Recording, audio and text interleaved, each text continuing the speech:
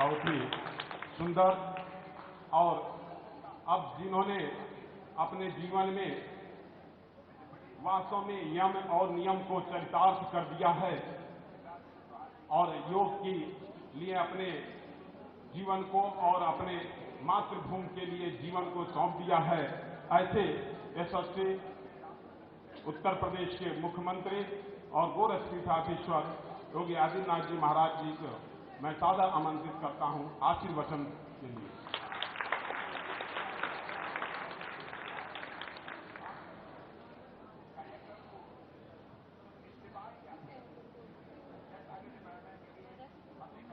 अंतर्राष्ट्रीय योग दिवस के अवसर पर आयोजित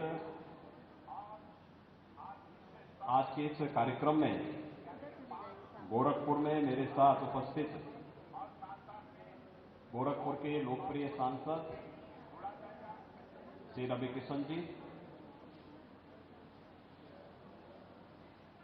गोरखपुर के महापौर डॉक्टर मंगलेश श्रीवास्तव जी, कालीबाड़ी के महंत श्री रविंद्रदास जी,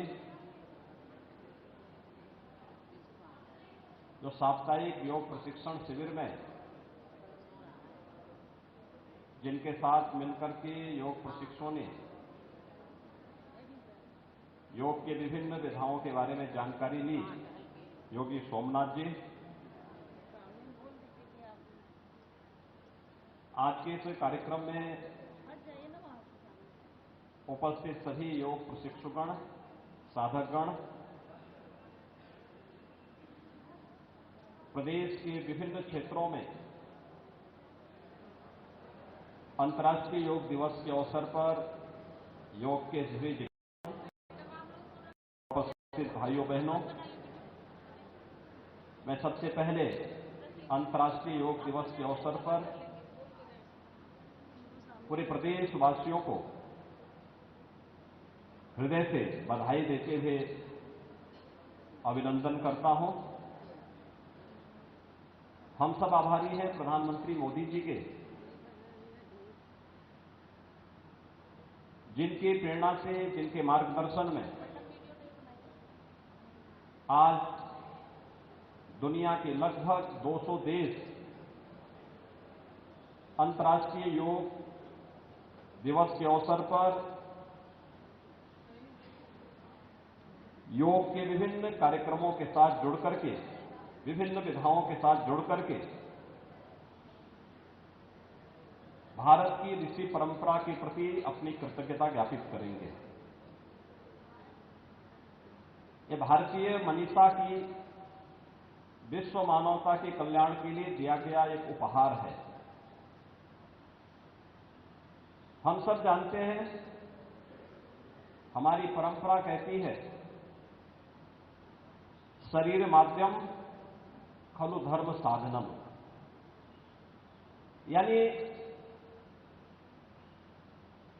शरीर के जितने भी साधन हैं, जीवन के जितने भी हमारे माध्यम होते हैं और जितने भी साधन हैं, यह स्वस्थ शरीर से ही संभव हो सकता है।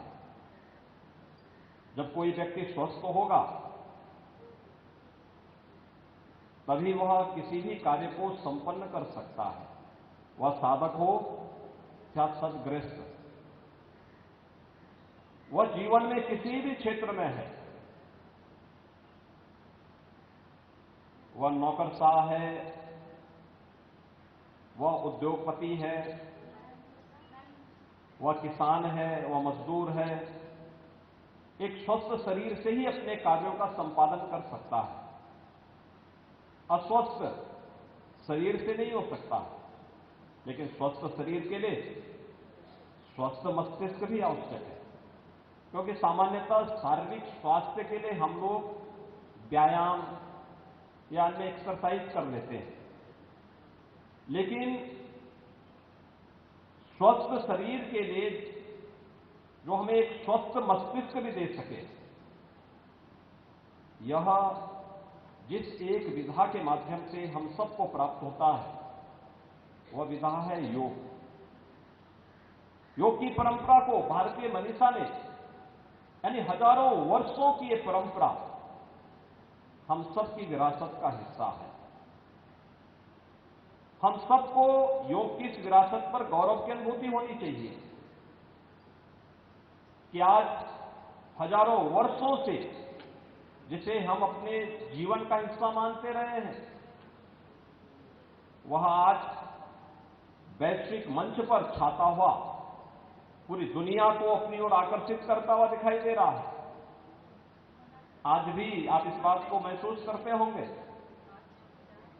कि दुनिया के अंदर पिछले 3-3.5 वर्षों से जिस एक महामारी की चपेट में पूरी दुनिया आई थी, उस कोरोना कालखंड में भी आपने देखा होगा, इस बात को महसूस किया होगा कि दुनिया के अंदर सर्वाधिक मांग अगर कुछ हो रही थी तो इस बात की हो रही थी कि भारत की आयुष की पद्धति ही हमें आरोग्यता, संपूर्ण आरोग्यता को प्रदान कर सकती है। यानी संपूर्ण आरोग्यता के इस लक्ष्य को प्राप्त करने की दिशा में भारत की ऋषि परंपरा के द्वारा, भारत के द्वारा मानवता के कल्याण के लिए जो मार्ग प्रशस्त किया गया, आज दुनिया उसकी ओर आकर्षित कर रही है। भारत वैसे भी विश्वगुरु नहीं हुआ है, जो कुछ भी है वह व्यवहारिक है, पहले से प्रमाणिक है, और योग भी उसी परंपरा का हिस्सा है। आयुष की मांग, जो लोग पहले चाय पीते थे, अन्य कोल्ड ड्रिंक्स लेते थे, कोरोना कालखंड में सब काढ़ा की ओर चले गए। ये भारत की आयुष की देन है। हल्दी अन्य जगह लोग उपयोग करते थे कि नहीं करते थे, लेकिन भारत की रसोई का एक प्रमुख हिस्सा रहा है।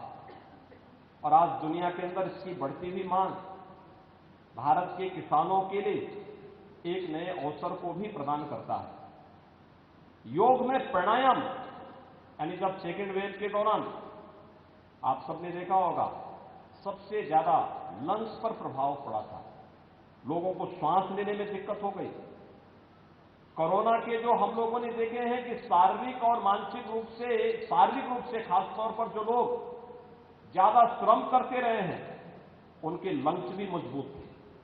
उन पर बहुत प्रभाव कोरोना जैसी महामारी के नहीं पड़ पाए, वे स्वस्थ हो गए। थोड़ी, अगर पहले तो कोरोना आया ही नहीं उनके पास, लेकिन अगर आया भी तो कुछ ही दिनों के अंदर वे आरोग्यता को प्राप्त कर ली।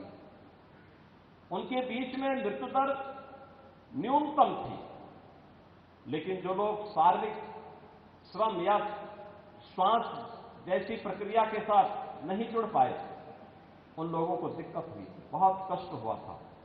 दुनिया के अंदर बहुत सारे ऐसे प्रकरण हम सबके सामने आए, देखने को मिले, जो चेतावनी देने वाले थे। और इसलिए प्राणायाम हमारे लंग्स को न केवल शारीरिक रूप से मजबूत करते हैं, बल्कि शारीरिक शुद्धि के भी माध्यम बनते हैं। योगासन न केवल हमें स्थिरता प्रदान करते हैं, बल्कि शारीरिक सुदृढ़ता भी प्रदान करते हैं। और इसीलिए योग की इस विधा को आज विश्व मानवता के कल्याण के लिए अगर किसी ने दिया तो भारत ने दिया। भारत की ऋषि परंपरा के प्रति कृतज्ञता ज्ञापित करने का भी यह एक अवसर हम सबके सामने है, दुनिया के सामने है। और यह अवसर भारत को प्राप्त हुआ भारत के यशस्वी प्रधानमंत्री आदरणीय श्री नरेंद्र मोदी जी के कारण, जिन्होंने संयुक्त राष्ट्र संघ में इस बात के लिए लोगों को नई प्रेरणा दी कि वास्तव में अगर विश्व कल्याण का मार्ग प्रशस्त करना है तो विश्व कल्याण का मार्ग वह केवल और केवल योग से हम इसको आगे बढ़ा सकते हैं। विश्व शांति का मार्ग कहीं से आगे बढ़ा सकते हैं तो योग उसका एक माध्यम बन सकता है। आज विभिन्न प्रकार की जो बीमारियां हैं, यानी यद्यपि योग का क्षेत्र बहुत विस्तृत है, हम केवल शारीरिक और मानसिक जब स्वस्थ रहेंगे तब योग के या तो व्यक्ति स्वयं भी अपने किसी कार्य को संपादित कर सकता है। एक योगी के लिए अध्यात्म के उस क्षेत्र में प्रवेश करने का मार्ग खोलता है जो चेतना के विस्तृत आयाम को आगे बढ़ाता है। चेतना के बारे में आपने देखा होगा कि उसके बहुत छोटे से भाग का हम उपयोग कर पाते हैं, लेकिन इसका क्षेत्र बहुत विस्तृत है, बहुत विस्तृत है। उस चेतना के विस्तृत क्षेत्र में प्रवेश करने का एक माध्यम होता है, प्रवेश द्वार है योग। एक सामान्य सतग्रस्त के लिए, एक सामान्य नागरिक के लिए शारीरिक और मानसिक स्वस्थ होने का, आरोग्यता प्राप्त करने का माध्यम है योग। और योग की इस परंपरा के साथ आज दुनिया जुड़ती हुई दिखाई दे रही है। आज दुनिया में जो विभिन्न प्रकार की लोगों के सामने विभिन्न प्रकार की चुनौतियां हैं, कोई शारीरिक बीमारियों से परेशान है, कोई तमाम प्रकार के तनाव से परेशान है, कोई पेट जनित बीमारियों से परेशान है, कोई तमाम अन्य प्रकार की आदि और व्याधि दोनों से प्रभावित है। इन सब में संपूर्ण आरोग्यता को प्रदान करने की दिशा में योग की बहुत महती भूमिका है। और योग की इस महती भूमिका की दृष्टि से अंतर्राष्ट्रीय योग दिवस एक नई प्रेरणा है, एक नया प्रकाश है देश के सामने, दुनिया के सामने। योग की इस परंपरा में सामान्यतः हम अष्टांग योग को महत्व देते हैं। इसमें यम है, नियम है, आसन, प्राणायाम, प्रत्याहार, धारणा, ध्यान, समाधि की अलग अलग क्रमिक क्रियाएं हैं। लेकिन एक सामान्य रूप से जब आप इसको अलग अलग विधाओं के माध्यम से देखते हैं, जो अलग अलग प्रकार की विधाएं हैं उनके माध्यम से आप देखते हैं, तो यह योग हम सबको शारीरिक और मानसिक शुद्धि का भी एक माध्यम प्रदान करता है। जैसे हठयोग की कुछ विधाएं हैं, उसमें प्रारंभिक कार्यक्रमों को खटकर्मों के साथ जोड़ दिया गया। धोती, बस्ती, नेति, नौली, त्राटक और कपालभाति जैसी क्रियाएं, यानी शारीरिक शुद्धि। व्यक्ति देश काल परिस्थिति के कारण, खान पान के कारण या अन्य कारणों से अगर उसमें कोई शारीरिक विकार आ गया तो शारीरिक शुद्धि का एक माध्यम बनता है उनके लिए यौगिक खटकर्म। इन क्रियाओं को, लेकिन ये क्रियाएं नियमित नहीं होती, उनके एक निश्चित पक्ष तय होते हैं। उसके अनुरूप अगर कोई व्यक्ति उसका अभ्यास करेगा तो कायिक रूप से शारीरिक पूरी तरह स्वस्थ होगा। जो तमाम वात जनित, पित्त जनित, कफ जनित अगर कोई विकार उसके अंदर आ गया, उनसे उन्हें मुक्ति प्राप्त होगी। आसन एक सुदृढ़ता प्रदान करता है, शारीरिक सुदृढ़ता और स्थिरता। आप अनुमान करिए कि अगर आप एक आसन में, एक स्थिति में देर तक नहीं बैठ सकते, कोई कार्य नहीं कर पाएंगे। आसन वो सुदृढ़ता प्रदान करता है, स्थिरता हमें प्रदान करता है। हमने शारीरिक शुद्धि और स्थिरता तो प्राप्त की, लेकिन हमारे शरीर के अंदर भी बहुत कुछ है। इस शरीर के अंदर नाड़ियां भी हैं। उन नाड़ियों की शुद्धि कैसे होगी? उन नाड़ियों की शुद्धि का माध्यम बनता है प्राणायाम, प्राणों का आयाम, उसका विस्तार शारीरिक शुद्धि के लिए, नाड़ियों की शुद्धि के लिए प्राणायाम उसका एक विस्तार देता है। अलग अलग प्रकार के प्राणायाम, आपको प्राणायाम के क्षेत्र में जब प्रवेश करेंगे तो उसमें आपको अलग अलग प्रकार के प्राणायाम प्राप्त होंगे। आगे की क्रियाएं मन से जुड़ी हुई क्रियाएं हैं। आप सब जानते हैं मन की अपनी विचित्र स्थिति होती है। मन एवं मनुष्याणाम कारणम बंध मोक्षयो, व्यक्ति के बंधन और मोक्ष दोनों का कारण उसका मन होता है। एक स्वस्थ शरीर के लिए स्वस्थ मन भी आवश्यक है। चंचल मन व्यक्ति को स्थिरता नहीं प्रदान करता है, चलायमान करता है और स्थिर हो जाता है व्यक्ति। मन को कंसंट्रेट न करने के कारण ही बहुत सारे लोगों में प्रतिभा होती है, लेकिन वह पारंगत नहीं हो पाते, अपने जीवन में सफलता के लक्ष्य को नहीं प्राप्त कर सकते। और इसीलिए मन की वृत्ति को, जो चंचल है, उसको नियंत्रित करने का माध्यम हमें योगासन देता है। योग हमें उस क्षेत्र में प्रवेश करने का एक माध्यम प्रदान करता है। और वह किस रूप में? आपने इस बात को देखा होगा, प्राणायाम नाड़ी शुद्धि का माध्यम तो बनता है, लेकिन साथ साथ हठयोग की जो विधा है वह आपको इस बात के साथ जोड़ती है कि मन को नियंत्रित करना सामान्यतः अत्यंत दुरूह कार्य है। ऐसा नहीं कि न कर सकते हो, लेकिन दुरूह कार्य है। लेकिन व्यक्ति के जीने के लिए प्राणायाम आवश्यक है, प्राण आवश्यक है, श्वास। और फिर श्वास को अगर आपने नियंत्रित करने का प्रयास किया, जो प्राणायाम के माध्यम से संभव है, इसमें अनेक क्रियाएं हैं, जिन क्रियाओं का हम, जिसे आप अगर नाथपंथ की परंपरा में देखें तो अजपा जप कह सकते हैं, बौद्ध परंपरा में विपश्यना कह सकते हैं, यानी अपनी श्वास पर ही ध्यान को केंद्रित करना।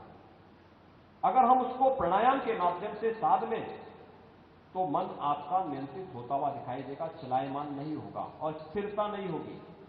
एक धैर्य, एक स्थिरता आपको जीवन में प्राप्त होगी।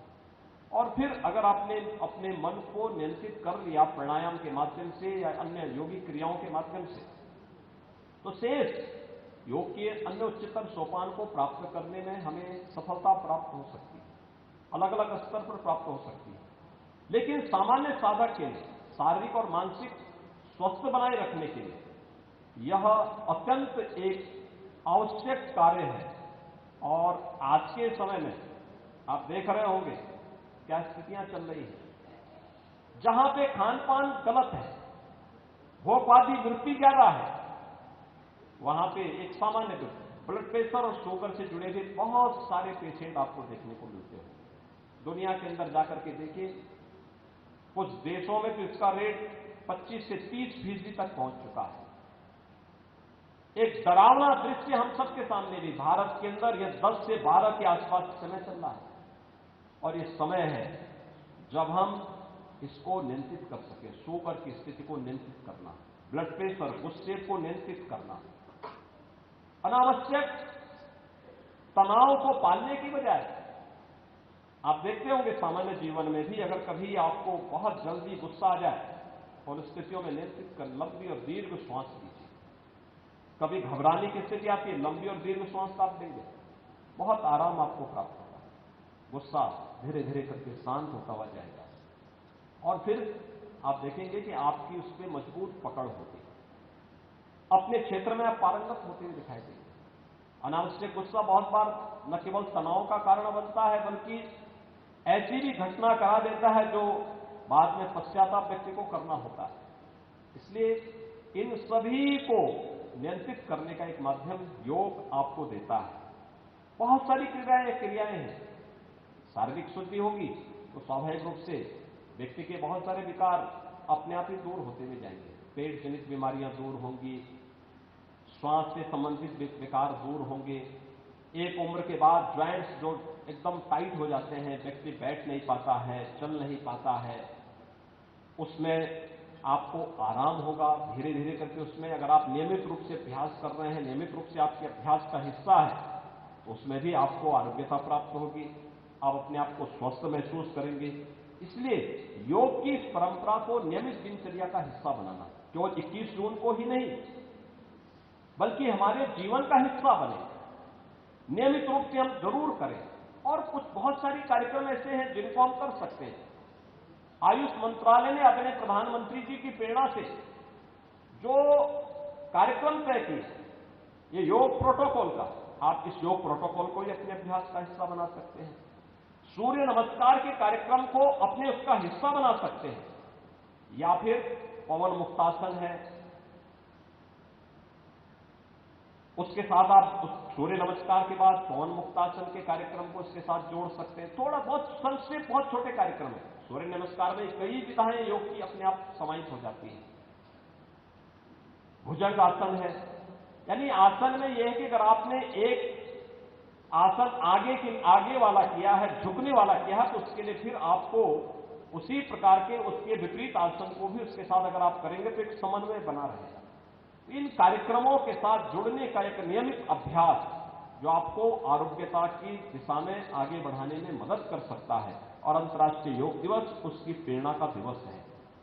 और इसीलिए जो नियमित रूप से योगाभ्यास करते हैं उन सभी साधकों के लिए ही भारत की हमारी शास्त्रों की परंपरा क्या कहती है, न तस्य रोगो न जरा न मृत्यु प्राप्तस्य योगाग्नि मयम शरीरम, यानी उसको बुढ़ापा नहीं आता, कोई रोग नहीं पकड़ता, किसी प्रकार की कोई विकृति नहीं आती है, यानी वह व्यक्ति अपनी असमय मृत्यु को भी नियंत्रित कर सकता है जिसने अपने स्वयं के प्रयास से योगाग्निमय शरीर प्राप्त किया है।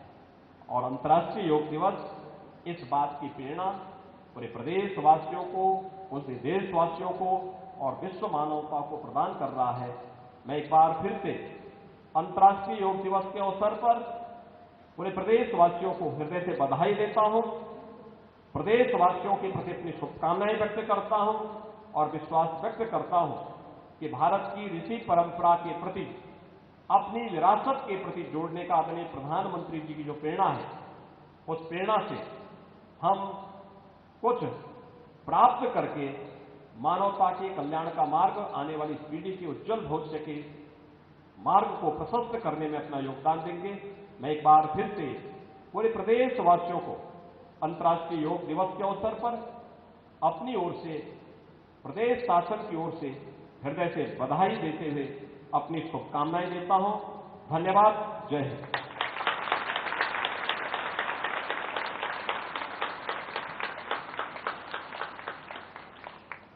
बहुत बहुत धन्यवाद। इस ऋषि परंपरा को आगे वसुधैव कुटुंबकम की थीम को रख करके आज निश्चित ही भारत विश्व गुरु की तरफ बनने का, अब इसके पश्चात टेलीकास्ट होगा आदरणीय प्रधानमंत्री जी का। कहना चाहता हूं कि वर्तमान दौर चुनौतियां का है, आपके सामने भविष्य की चुनौतियां है, कैरियर का चयन है। इसके लिए आपको मानसिक, शारीरिक और वैचारिक दृष्टि से सुदृढ़ होना भी आवश्यक है। योगा के साथ अपना खुराक भी सात्विक होना चाहिए। बहुत तैलीय पदार्थ मत खाओ, बहुत तीखा मत खाओ। आज के बच्चे में क्रेज है, जहां भी होटल में जाओ तो पिज्जा खाते हैं और साथ में थम्स अप की बोतल भी रखनी पड़ती है क्योंकि पचाने में बहुत तकलीफ रहती है। इसलिए मैं कहता हूं योगा के साथ सात्विक खुराक भी आवश्यक है, तो ही हमारा स्वास्थ्य अच्छा रहेगा। आपके मन और विचारों की एकाग्रता और कैरियर चयन में योगाभ्यास बहुत कारगर सिद्ध हो सकेगा। योग नियमित अभ्यास पर आप देखेंगे कि दुनिया को देखने, सोचने का अपना नजरिया बदलेगा। ये बदलाव सकारात्मक होगा, इसकी गारंटी तो योग देता है। मैं समझता हूं कि आज सारी जगह दुनिया में योगाभ्यास हो रहा है और जीवन में 63 दिन अपने योगा करें और तंदुरुस्त रहे। इसी अपेक्षा के साथ मैं मेरी और उपराष्ट्रपति का बार बार मैं आभार और स्वागत करके मेरी बात पूरी करता हूं। आभार। भारत माता की जय।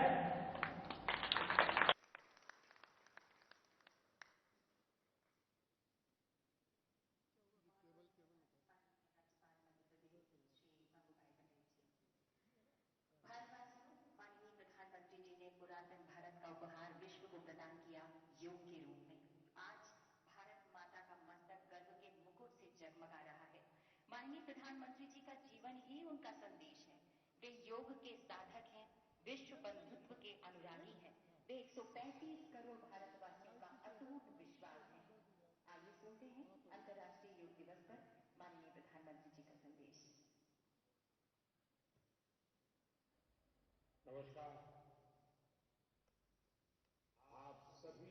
देशवासियों को अंतर्राष्ट्रीय योग दिवस की बहुत बहुत शुभकामनाएं। हर वर्ष योग दिवस के अवसर पर मैं किसी न किसी आयोजन में आप सभी के बीच उपस्थित रहता हूं। आप सबके साथ मिलकर के योग करने का आनंद भी यादगार रहता है। लेकिन इस बार विभिन्न दायित्वों की वजह से मैं अभी अमेरिका में हूं। इसलिए आप सभी से वीडियो संदेश के माध्यम से जुड़ रहा हूं। साथियों, आपको ये भी बता दूं कि भले मैं आपके बीच योग नहीं कर पा रहा हूं, लेकिन योग करने के कार्यक्रम से भाग नहीं रहा हूं। और इसलिए आज शाम को भारतीय समय के अनुसार शाम 5:30 बजे करीब करीब संयुक्त राष्ट्र यूएन के मुख्यालय में जो विशाल मात्रा में योग कार्यक्रम हो रहा है, मैं उसमें शामिल होऊंगा। भारत के आह्वान पर दुनिया के 180 से ज्यादा देशों का एक साथ आना ऐतिहासिक है। आप सबको याद होगा 2014 में जब यूएन जनरल असेंबली में योग दिवस का प्रस्ताव आया,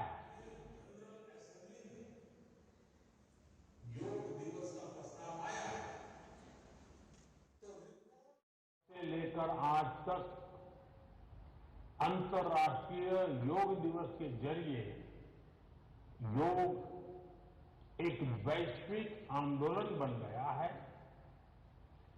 ग्लोबल स्पिरिट बन गया है। साथियों, इस साल योग दिवस के कार्यक्रमों को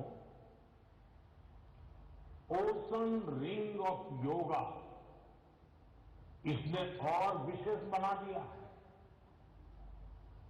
ओशन रिंग ऑफ योगा, इसका आइडिया योग के विचार और समुद्र के विस्तार के पारस्परिक संबंध पर आधारित है। सेना के जवानों ने भी हमारे जल स्रोतों के साथ एक योग भारतमाला और योग सागरमाला बनाई है। इसी तरह आर्कटिक से लेकर अंटार्कटिका तक भारत के 2 रिसर्च बेस यानी पृथ्वी के 2 ध्रुव भी योग से जुड़ रहे हैं। योग के इस अनूठे सेलिब्रेशन में देश दुनिया के करोड़ों लोगों का इतने सहज स्वरूप में शामिल होना योग के प्रसार और प्रसिद्धि को,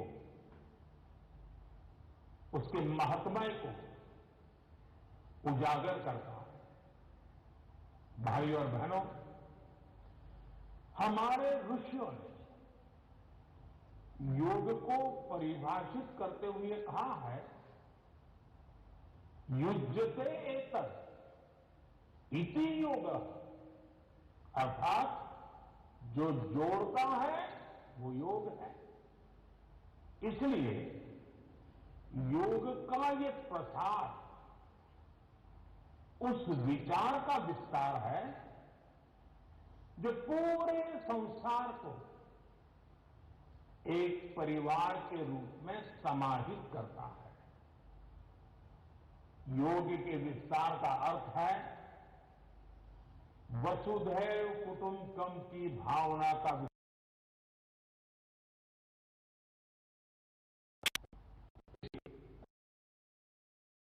अध्यक्षता में बाकी जी फैमिली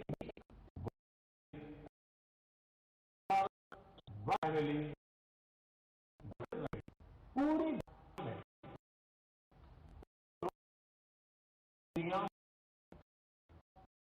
वसुधैव कुटुंबकम योगा और वसुधैव कुटुंबकम की थीम पर एक साथ योग कर रहे हैं। साथियों, संबंध में हमारे योग में कहा गया इसके संबंध में ग्रंथों में कहा गया है। दीर्घ व्यायामात् लभते स्वास्थ्य, दीर्घ आयुष्य बलम सुखम। अर्थात योग से, व्यायाम से हमें स्वास्थ्य, हम में से किसी आयुष और बल मिलता है। हम में से कितने ही लोग जो बीते वर्षों में योग से नियमित जुड़े हैं, उन्होंने योग की ऊर्जा को महसूस किया। व्यक्तिगत स्तर पर हमारे लिए बेहतर स्वास्थ्य कितना महत्वपूर्ण होता है, ये हम सब जानते हैं। हमने ये भी देखा है कि जब हम स्वास्थ्य संकटों से सुरक्षित होते हैं तो हमारा परिवार कितनी ही परेशानियों से बच जाता है।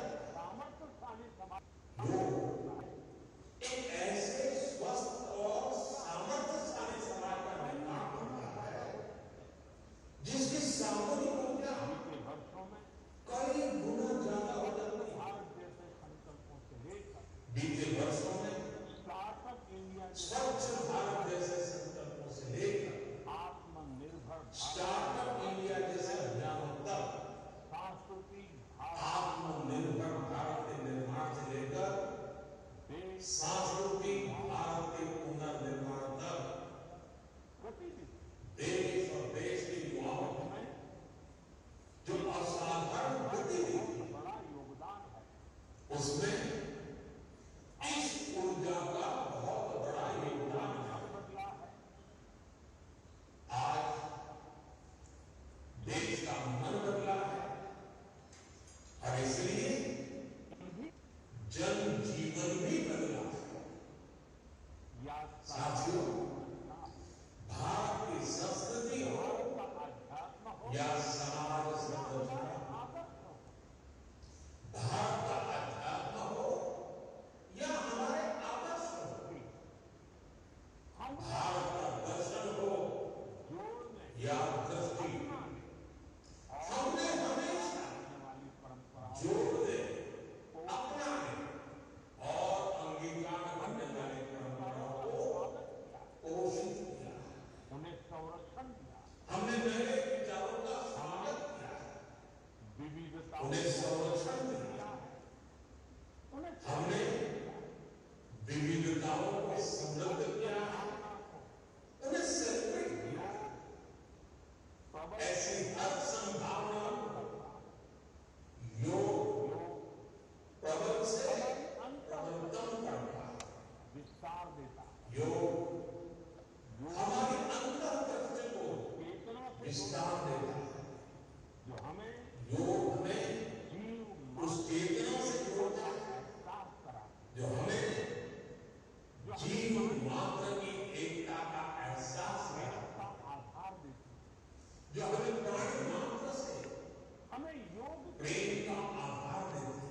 हमारे इसलिए अंतर्विरोधों को खत्म, हमें योग के जरिए हमें हमारे अंतर विरोधों को खत्म करना है। हमारे गतिरोधों हमें योग के जरिए को भी हमारे गतिरोधों और प्रतिरोधों को भी एक भारत खत्म करके रहना है।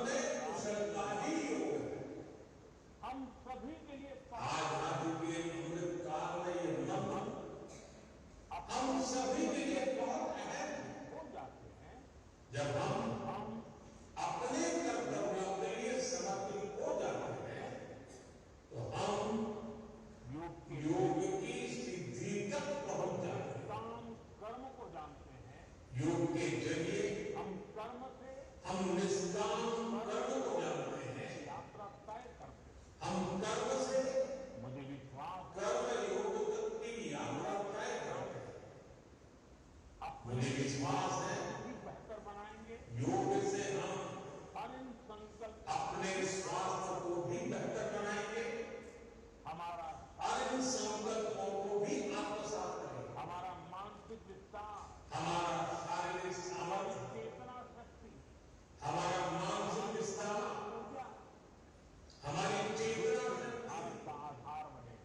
हमारी सामूहिक ऊर्जा इसी संकल्प के साथ विकसित भारत का आधार बनेगी। इसी संकल्प के साथ आप सभी को बहुत शुभकामनाएं। योग दिवस की बहुत बहुत शुभकामनाएं। धन्यवाद। युग पुरुष वही सारे समाज का होता है। युग पुरुष वही सारे समाज का होता है जो सबका अधिकार अपने प्रकार से होता है। ओडिशा माननीय प्रधानमंत्री जी का सभी आज ये मंच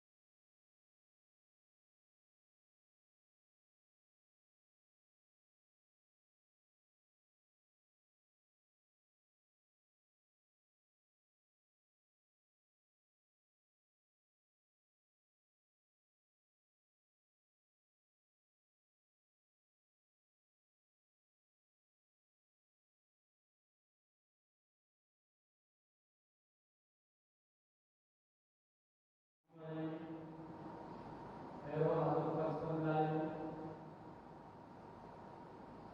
श्वास भरते हुए दोनों हाथों को कंधों को समांतर लेके आए, हथेलियां जमीन की ओर।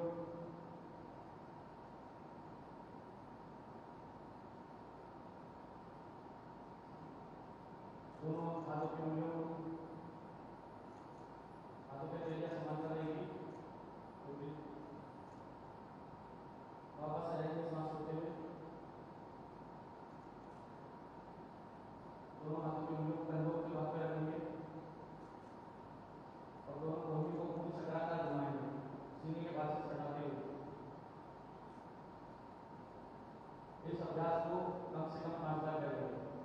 पहले क्लॉकवाइज, फिर एंटी क्लॉकवाइज।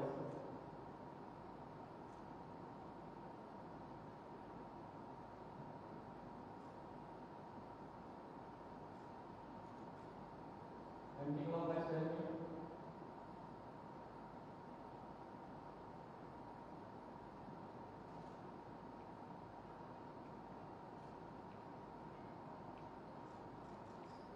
सामान्य स्थिति में आ जाए। दोनों पैरों के बीच में 2 से 3 फुट की दूरी बना लें। दोनों भुजाओं को बॉक्स इस तरह तक उठाएं। दोनों भुजाओं को बॉक्स इस तरह तक उठाएं। श्वास को बाहर छोड़ते हुए हाथ को बाईं ओर घुमाएं।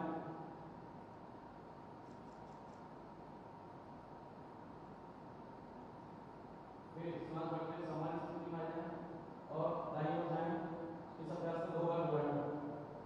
पुनः श्वास भरते हुए सामान्य स्थिति में आ जाए, श्वास छोड़ते बाईं ओर जाएं।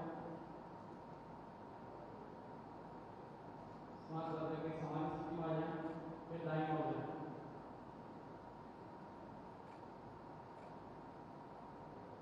पुनः सामान्य स्थिति में आ जाए,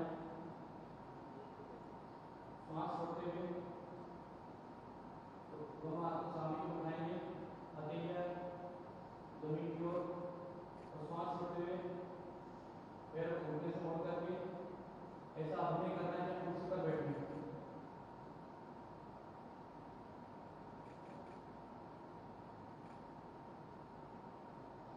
श्वास करके वापस आ जाए।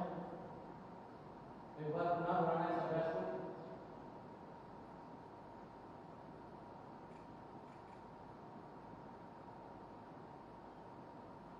पुनः सांस भरते वापस आ जाए।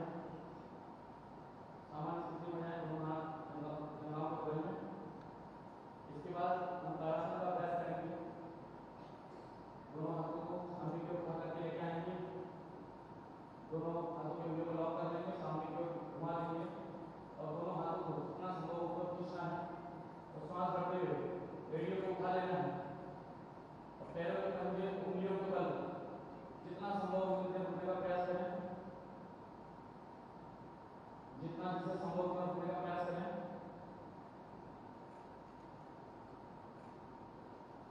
श्वास को बाहर छोड़ते हुए एड़ियों को जमीन पर रख दें और वापस आ जाएं। इसके बाद वृक्षासन का अभ्यास करेंगे। दाएं पैर को घुटने से मोड़ लेंगे और बाएं पैर की जंघा पर रखेंगे। मूलाधार में जितना नजदीक हो सके श्वास भरते हुए दोनों हाथों को उठा लें। पैर मोड़ते समय पैर की तरफ देखना नहीं, किसी एक केंद्र बिंदु पे ध्यान लगा लेना। श्वास भरते हुए दोनों हाथों को ऊपर की ओर लेके जाएंगे, हथेलियां आपस में मिला देंगे और सामने किसी एक केंद्र बिंदु पर देखेंगे, पैरों की तरफ नहीं देखेंगे, तो अभ्यास में कठिनाई होगी। वापस आ जाए, दोनों हाथों को नीचे लेकर जाए, श्वास भरते हुए पैरों को नीचे कर दें। बाईं ओर से घुराएं, बाएं पैर को घुटने से मोड़ लें और जितना संभव हो दाएं जंघा पर मूलाधार पर स्थित रखें।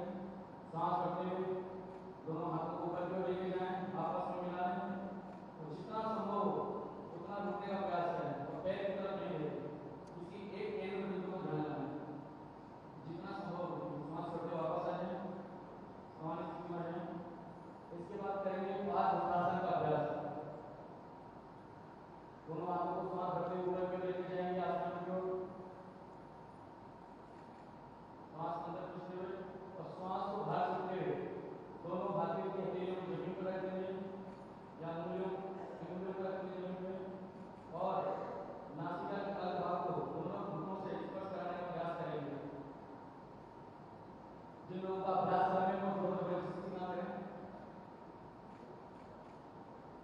जितना संभव उतना रुकें, श्वास भरते हुए वापस आ जाएं।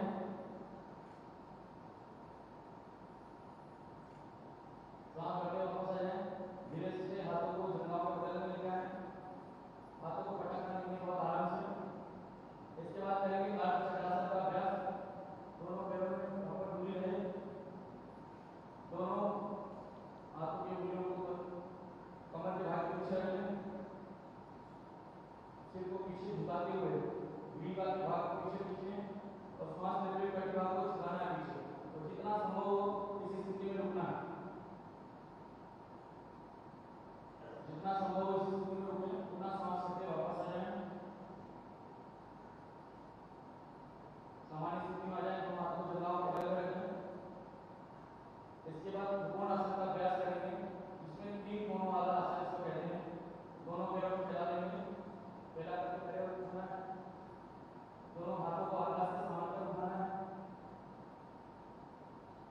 श्वास को बाहर छोड़ते हुए दाएं हाथ को दाएं पैर के पास रख देना है, उंगलियों से सटा देना है और विपरीत हाथ को आसमान की ओर उठा लेना है और हाथ की उंगली को देखना है, विपरीत हाथ के ऊपर गर्दन को आसमान की ओर।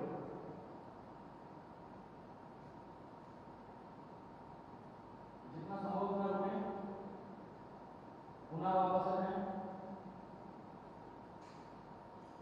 विपरीत पैर से दोहराएं, बाईं ओर से बाएं हाथ को बाएं पैर के पास और दाएं हाथ को आसमान की ओर, उसके बीच वाली उंगली को देखना है, विपरीत हाथ की बीच वाली उंगली को मंच पर देखें। वापस आ जाएं। इसके उपरांत बैठकर किए जाने वाले आसन करेंगे। अपने स्थान पर बैठना है दंडासन में, दोनों पैरों को सामने की ओर फैला दें। भद्रासन का अभ्यास करेंगे हम लोग, दोनों पैरों को सामने की ओर फैला दें, दोनों हाथों के हथेलियां जंघाओं के पास,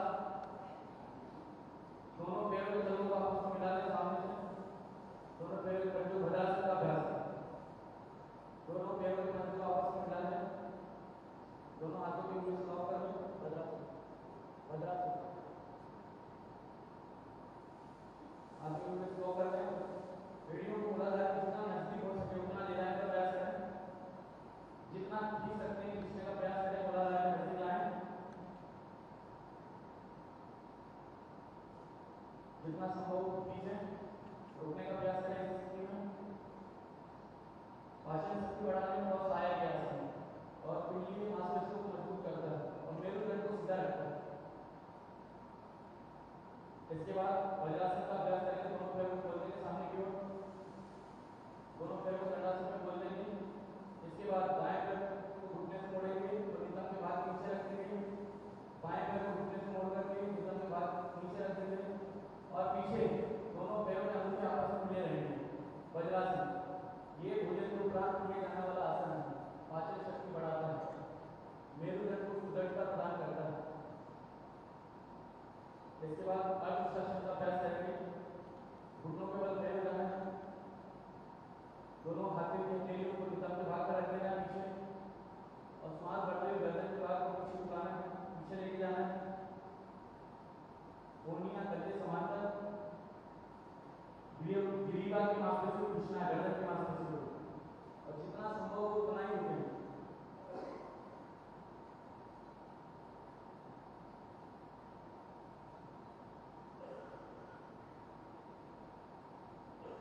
श्वास को बाहर छोड़ते हुए सामान्य स्थिति में आ जाए। इसके बाद पुरुषासन का अभ्यास करेंगे, दाएं हाथ को दाएं पैर का टखना पकड़ लेंगे और बाएं हाथ से बाएं पैर का टखना पकड़ लेंगे और गर्दन के भाग को पीछे लेके जाएंगे। श्वास और श्वासें सामान्य रहेंगी, श्वास को लेते हुए पीछे जाएंगे और श्वासें सामान्य लेते रहेंगे, श्वास को रोकना नहीं है। ये पाचन संबंधी क्रियाओं में सहायक है, जितना संभव उतना रुके, वापस आ जाएं। इसके बाद सशक्त आसन का अभ्यास करेंगे, दोनों घुटनों को फैला लें, सामने से दोनों घुटनों को फैला लें, श्वास भरते हुए दोनों हाथों को ऊपर की ओर लेके जाएं और जितना हो सके दाएं पर, और श्वास छोड़ते हुए दोनों हाथों को जमीन पर सामने की ओर घुटनों के बीच में लेके जाएं, खींचें और थोड़ी के बाद जमीन पर रखें और निगाहें सामने, थोड़ी जमीन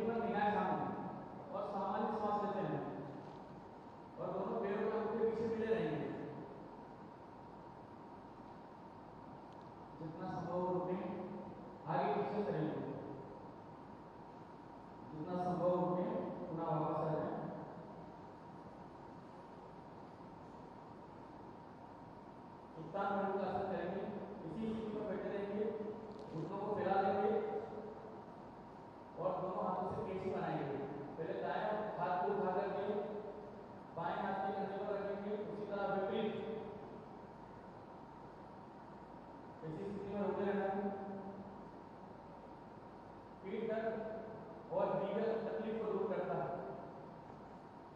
गर्दन की किसी प्रकार की तकलीफ हो उससे छुटकारा दिलाता है। फेफड़ों की कार्यक्षमता भी बढ़ाता है आसन। पुनः वापस आ जाए, दोनों हाथों को घुटने पर रख लें। इसके बाद करेंगे वक्रासन का अभ्यास। दंडासन में दोनों पैरों को सामने को फैला लें, आपस में मिले हुए हैं और दोनों हाथों के अकेले जमीन पर जंघाओं के बगल में। सर्वप्रथम दाएं पैर को घुटने से मोड़ लें और बाएं हाथ को कोहनी से मोड़ करके दाएं घुटने को दबाना है और गर्दन को पीछे की ओर लेके जाना है सांस छोड़ते हुए, और दायां हाथ पीछे रहेगा। जितना संभव हो उतने 10 सेकंड, 5 सेकंड और पुनः वापस आ जाए। पुनः वापस आ जाए। विपरीत बाएं पैर को घुटने से मोड़ें, दाएं हाथ को कोहनी से मोड़ करके उसको दबाएं बाएं पैर को और बाएं हाथ पीछे, गर्दन को सांस छोड़ते हुए पीछे को लेके जाना है। जितना संभव हो उस स्थिति में रुकें। मेरुदंड को लचीला बनाता है आसन। कब्ज की समस्याओं में निवारण करता है और डायबिटीज मैनेजमेंट के लिए बहुत सहायक है। पुनः वापस आ जाएं सामान्य स्थिति में। अब करेंगे पेट पर लेकर करने वाले आसन। सबसे पहले करेंगे मकरासन। मगर या घड़ियाल की तरह लेटना है।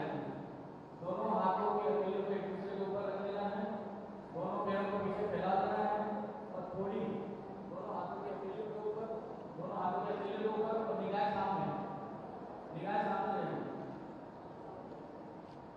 ये आसन पीठ संबंधी समस्त समस्याओं को दूर करता है और कटी प्रदेश के निचले भाग को भी लाभ पहुंचाता है और चिंता और तनाव से, स्ट्रेस से भी, एंजाइटी से भी आपको दूर रखता है, मैनेजमेंट में सहायक है। इसके बाद भुजंगासन का अभ्यास करेंगे। दोनों हाथों के हथेलियों को कंधों पर रखना है और 3 चरणों में शरीर को उठाना है, जिससे मैं निर्देश दूंगा वैसे। पहले श्वास भरते हुए गर्दन के भाग को उठाएं, पहले सिर्फ गर्दन के भाग को उठाएं, फिर श्वास सीने के भाग को उठाएं और फिर पेट के भाग को उठाएं और निगाहें सामने।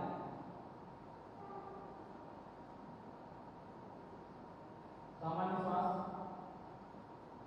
जितना संभव रुकें, पुनः वापस आ जाए सांस छोड़ते हुए। पहले सबसे पहले गर्दन के भाग, पेट के भाग को, सीने के भाग को, फिर गर्दन के भाग को नीचे ले जाना है। इसके बाद शलभासन का अभ्यास करेंगे। दोनों हाथों के हथेलियों को जंघाओं के नीचे रखेंगे, जंघाओं के नीचे रखेंगे, रिलैक्स रखें बॉडी को बिना टेंशन के और श्वास भरते हुए सबसे पहले दोनों पैरों को उठाएंगे और हाथ जमीन पे रहेंगे, निगाहें सामने और घुटनों से पैरों को नहीं मोड़ना, घुटनों से पैरों को नहीं मोड़ना इस आसन के दौरान। और जितना संभव हो इस स्थिति में रुकें और जितना संभव बिना घुटने से मोड़े पैरों को रुकें। पुनः वापस आ जाएं। पीठ के बल लेटना है आप सभी को। सेतुबंध आसन का अभ्यास करेंगे। पीठ के बल लेटना है आराम से।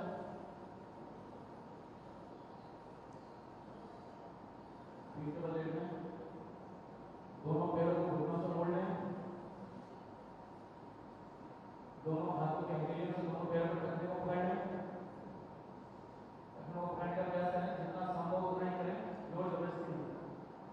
और श्वास भरते हुए कमर के भाग को ऊपर उठाएंगे, कंधे जमीन पर रहेंगे, कंधे नहीं उठाएंगे, कमर के भाग को उठाना है, निगाहें आसमान की ओर और श्वास सामान्य। जितना संभव हो इस स्थिति में रुकें। पुनः सांस छोड़ते हुए कमर के भाग को नीचे लेकर जाएंगे, फिर दोनों पैरों को सामने से खोल देंगे। इसके बाद करेंगे उत्तान पादासन का अभ्यास। 3 चरणों में पैरों को उठाना है। पहले 30 डिग्री एंगल पर उठाना है इसको। श्वास भरते हुए दोनों पैरों को उठाएंगे, आसमान को उठाएंगे 30 डिग्री एंगल में श्वास भरते हुए और श्वास से सामान्य लेते रहेंगे और जितना संभव हो उतना रुकेंगे। श्वास छोड़ते हुए एड़ियों को आराम से जमीन पर रखना है। श्वास छोड़ते हुए एड़ियों को जमीन पर बाद इस आसन को पुनः दोहराएंगे। श्वास भरते हुए दोनों पैरों को 30 डिग्री एंगल पर लेके जाएं। 30 डिग्री आराम से श्वास भरते हुए वापस दोनों पैरों को आराम से जमीन पर रखें, पेड़ों को पटकना नहीं है। इसके बाद करेंगे अर्धहलासन का अभ्यास। इसमें 3 चरणों में पैरों को उठाना है। श्वास भरते हुए 30 डिग्री पर, फिर 60 डिग्री पर, फिर 90 डिग्री पर लेकर जाना है। श्वास भरते हुए दोनों पैरों को उठाएं, क्या करके 30 डिग्री, 60 डिग्री और फाइनल 90 डिग्री, और श्वासें सामान्य रहेगी। जितना संभव हो इस आसन में का अभ्यास करें। तनाव चिंता से दूर करता है आसन, तनाव चिंता दूर करता है।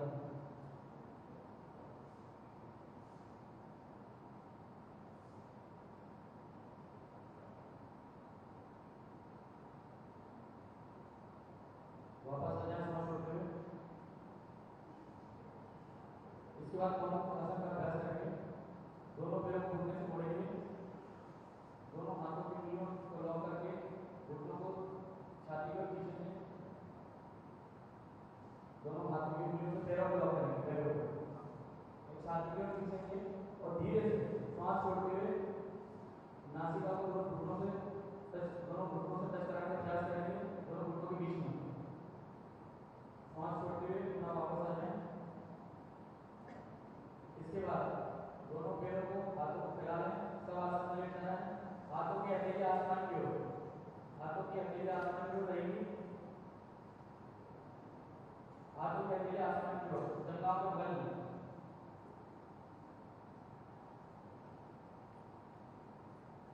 ये आसन रिलैक्स करने के लिए होता है। आती हुई जाती हुई सांस को ध्यान लगाना है आप लोगों को।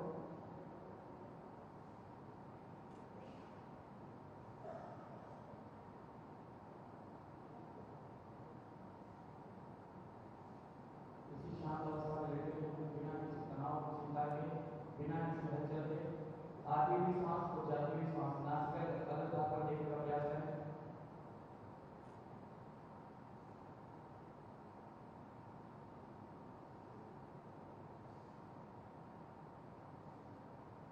धीरे से चेतना में आएंगे, पैरों की उंगलियों में लाएंगे, हाथों की उंगलियों में लाएंगे, पैरों को अंदर बाहर करेंगे, हाथों को अंदर बाहर करेंगे और दोनों हाथों को सिर के भाग को ऊपर लेने आएंगे, लॉक करेंगे और दोनों पैरों को आपस में मिलाएंगे और ऊपर नीचे की ओर खींचेंगे, हाथों से ऊपर की ओर और पैरों को नीचे की ओर खींचेंगे। सर्वोत्तानासन, सर्वोत्तानासन। वापस आ जाए, दोनों हाथों के दिल को आपस में करके फिर से आंखों से स्पर्श कराएं।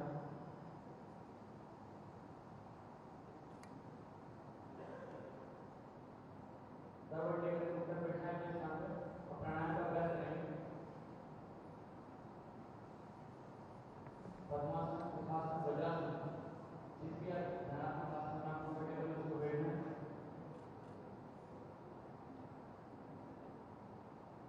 दोनों हाथों से ध्यान पूरा लगा लें, कमर गर्दन सीधी, हिप पेट स्ट्रेट, कम से कम 40 चक्कर करना है। पेट अंदर, श्वास को छोड़ते हुए बाहर की छोड़ना है। श्वास को छोड़ते हुए बाहर छोड़ना है। पेट अंदर, श्वास भरना।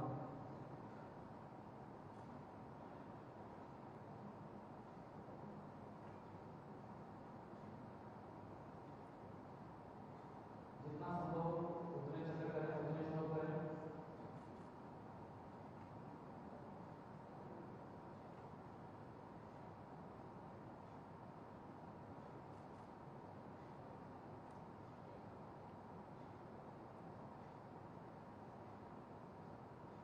रिलैक्स हो जाए। इसके बाद अनुलोम विलोम प्राणायाम का अभ्यास करेंगे। राइट हैंड से राइट नोस्ट्रिल को बंद कर दें और लेफ्ट से सांस लेंगे। बाईं ओर से लंबा गहरा सांस लेंगे और दाईं ओर छोड़ेंगे। फिर दाईं ओर से सांस लेंगे, बाईं ओर छोड़ेंगे। इसी क्रम में 4 से 5 आवृत्ति कर लें।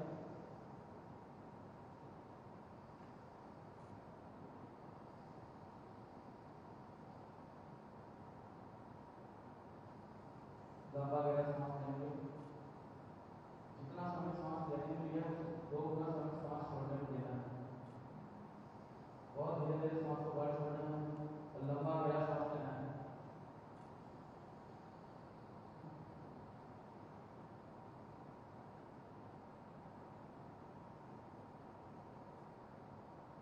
थक जाए तो रुक जाए।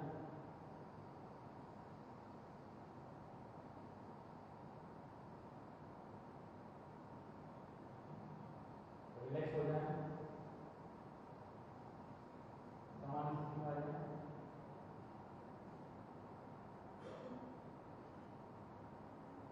शीतली प्राणायाम करेंगे। जीभ को ट्यूबनुमा बना लेंगे और उसी से सांस लेकर के नासिका से बाहर छोड़ेंगे। ये प्राणायाम गर्मियों के मौसम में शीतलता प्रदान करने के लिए उपयोगी है।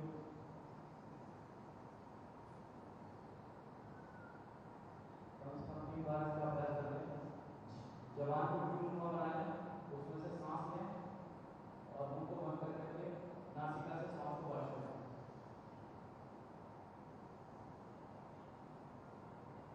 3